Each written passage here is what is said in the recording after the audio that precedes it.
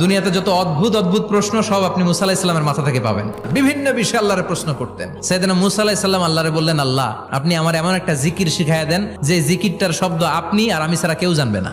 দিনে রাতে সব সময় এই জিকির আমি করব, আপনারে ডাকবো, কিন্তু শর্ত হলো এই জিকিরটা জানবে শুধু আপনি আর জানবো শুধু আমি। আল্লাহ বললেন, মুসা পড়ো লা ইলাহা ইল্লাল্লাহ। মুসা আলাইহিস সালাম কয়, মাবুদ এটা তো জাতীয় জিকির, সবাই জানে। আমি তো চাইছি এক্সেলেন্ট একটা জিকির, কারো কাছে নাই, শুধু আমি জানবো আর আমি পড়বো। আল্লাহ বললেন, মুসা এই লা ইলাহাকে যদি এক পাল্লায় রেখে দাও, তাম বিশ্ব, 7 আকাশ 7 জমিনটারে তুলে যদি তুমি আরেক পাল্লায় রেখে দাও, লা রাজাহাত কাফাতু লা ইলাহা ইল্লাল্লাহ, মুহূর্তের মধ্যে লা ইলাহার পাল্লা ভারী হয়ে যাবে।